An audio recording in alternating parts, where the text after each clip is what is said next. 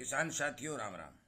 आशा करता हूं आप सब ठीक ठाक होंगे। साथियों, आज मैं आपको एक ऐसी खबर बताने जा रहा हूं कि उस खबर के बारे में यदि आप विचार करेंगे तो मेरा मानना है कि आप गहरी चिंता में डूब जाएंगे। साथियों, किसानी कौम जो है उसकी स्थिति क्या है और इस दुनिया के अंदर खाना खाने वाले कितने लोग हैं, ये सब मैं आपको इस वीडियो में बताऊंगा। और ये भी बताऊंगा कि ये परिस्थिति क्यों बनने जा रही है। साथियों, इसी तरह की जानकारी जो जानकार लोगों से खींच खींच करके आप तक इस चैनल के माध्यम से पहुंचाई जा रही है और आपका फर्ज और धर्म बनता है कि आप हर एक किसान तक इस तरह की जानकारी पहुंचाएं ताकि उससे भी दुनिया की स्थिति का पता चले। आज के नौजवान लड़के जो किसान के बेटे हैं, परंतु वो इस तरह की बातों पर ध्यान नहीं देते और अपनी धुन में चले जा रहे हैं, परंतु आगे आने वाला समय उन लड़कों का होगा जो स्थिति से गुजरेंगे, तो उन्हें अभी से सावधान होना अति आवश्यक है।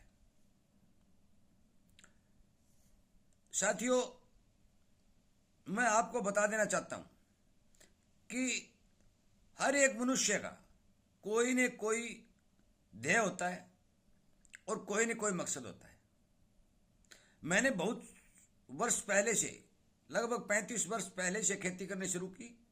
खेती में मेरी रुचि थी और खेती से अनुभव प्राप्त किया। वो अनुभव दूर दूर से किसानों के साथ जुड़ा, उनसे बातें पूछी। वो अनुभव जो प्राप्त हुआ तो उस अनुभव के आधार पर, उन यार मित्र दोस्तों के आधार पर जो जानकारी निकल के आ रही है वो मैं आप तक शेयर कर रहा हूँ। और इसीलिए आपसे ये निवेदन कर रहा हूँ कि इसी तरह की जानकारी आपको मिलती रहे। आप इस चैनल के साथ जुड़े, सब्सक्राइब करें, सामने वाली घंटी का बटन दबाएं ताकि आपको तुरंत वीडियो मिल जाए। लाइक और शेयर करना आपका फर्ज बनता है, वो करते रहें। साथियों, इस दुनिया के अंदर एक अनुमान लगाया जा रहा है कि 2030 तक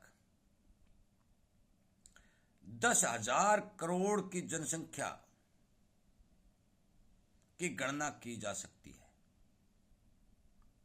और मैं आपको बता दूं कि हर देश के अंदर किसान आंदोलन कर रहे हैं। आप ये मत समझिए कि अकेले भारत के अंदर कर रहे हैं, हर देश के अंदर किसान आंदोलन कर रहे हैं।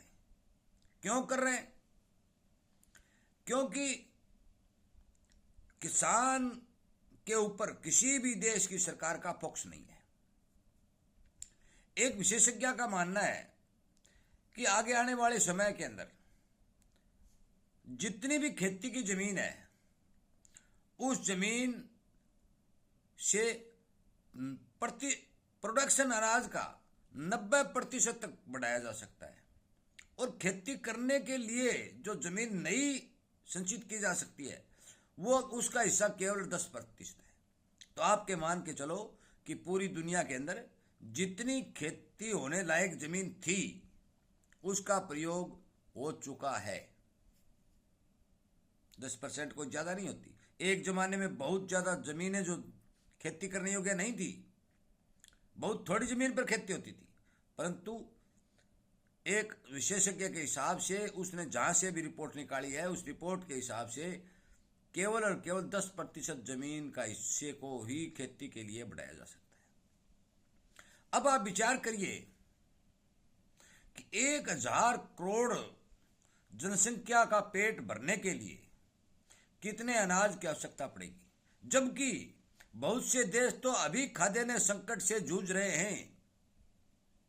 आपने श्रीलंका देखा होगा, आपने पाकिस्तान का जिक्र देखा होगा, और अपने भारत में भी कई बार तो प्याज ही 150 रुपए किलो बिक चुके हैं। साथियों, यदि समय रहते सरकार और किसान का तालमेल नहीं बैठा तो मान के चलो कि पूरी दुनिया के अंदर खाद्यान्न संकट गहरा सकता है। इस पर सावधानी पूर्वक विचार करना अति आवश्यक है। चाहे वो किसान हो, चाहे वो व्यापारी हो, चाहे वो सरकार हो, चाहे वो कोई अफसर हो, जो जो भी मनुष्य रूपी जीव है जिसे भगवान ने अपना अवतारी रूप करके जमीन पर भेजा है, उस मनुष्य का परम कर्तव्य बनता है कि हर जीव को अन्न उपलब्ध करवाए। परंतु राजा और जिसे हम सरकार बोलते हैं, उस सरकार का भी एक कर्तव्य बनता है कि जो मनुष्य हर जीव के लिए रोटी तैयार करता है, खाने के लिए उसका पेट भरता है, उसका भी विशेष रूप से ध्यान रखा जाए। परंतु पूरी दुनिया के अंदर उस किसान के अंदर कई हो रही है, कई देशों में तो किसान आंदोलन चल ही नहीं, परंतु सरकारें इस ओर ध्यान नहीं देती। यदि दुनिया की सरकारों ने इसी तरह की नीति रखी और बड़े बड़े उद्योग घरानों के हाथों के अंदर अनाज की पावर शक्ति दे रखी, या कंपनियों के हिसाब से प्रोडक्शन उठाना बढ़ाना, ये करना वो करना समझ रखा, और इसी पर काम करती रही, तो आप मान के चलो कि 2030 कोई दूर नहीं है। जलवायु का परिवर्तन होना, पानी की कमी आना, नकली सामान का धरातल पर हर जगह बिक्री होना, खेती करने वाले किसानों की कमी होना, मशीनी युग से ज्यादा खर्च होना, मान के चलो ये सब संकेत अन्न की कमी के जो है लक्षण दिखा रहे हैं। बहुत से देशों में खारा पानी है, हमारे भारत के अलावा बहुत से देशों में खारा पानी, जिससे भी अनाज का प्रोडक्शन एक बार बम पर बढ़ा था, परंतु अब घट रहा है, क्योंकि जमीन की उत्पादन शक्ति है जो है वो घट रही है। कृपया करके इस जानकारी को हर एक किसान तक साझा करने की कोशिश करें और ये सुनिश्चित करें कि हमारे भारतीय किसान को सुरक्षित रखा जाए, क्योंकि अब तक भारत के अंदर कोई खाद्यान्न संकट उत्पन्न नहीं होने वाला है। मौके पर भारत सुरक्षित है, और इस सुरक्षा को बनाए रखने के लिए किसान और सरकार का तालमेल अति जरूरी है।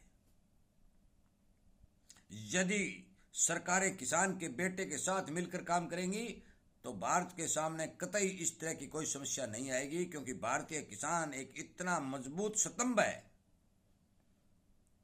कि वो धरती का सीना चीर करके सोना पैदा कर देता है। इसलिए मैं सभी किसान भाइयों से हाथ जोड़कर विनती करता हूं, और इतनी मेहनत करने के लिए और इतने ज्यादा अन्न उत्पादनता को बढ़ाने के लिए सभी मेरे किसान भाइयों का धन्यवाद भी करता हूं, क्योंकि जो रिपोर्ट निकल के आई है उसमें भारत, रूस जैसे देश शीर्ष पर आए। इन देशों में अनाज का उत्पादन बढ़ रहा है, इन्हें किसी प्रकार का खतरा नहीं है। इसलिए भारत के किसानों का धन्यवाद करना और उस किसान के बेटे की सराहना करना तो पक्का ही बनता है। कृपया करके मेरे इस वीडियो को हर किसान तक पहुंचाने की कोशिश करे, और हर किसान अपने भारत देश पर गर्व करे कि आज तक हमारा देश खाद्यान्न संकट से नहीं जूझ सकता।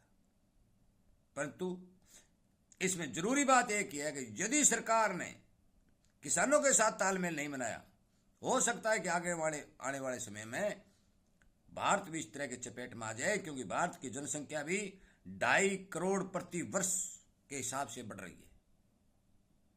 साथियों, मैं इस वीडियो को ज़्यादा से ज़्यादा शेयर करके सरकार तक भी पहुंचाने की कोशिश करे, ताकि सरकार किसान के साथ तालमेल बढ़ाए और उसके अच्छे भाव, उसे बीज, खाद, पानी आदि उपलब्ध करवाए। वीडियो सुनने के लिए, लाइक और शेयर करने के लिए आपका बहुत बहुत धन्यवाद।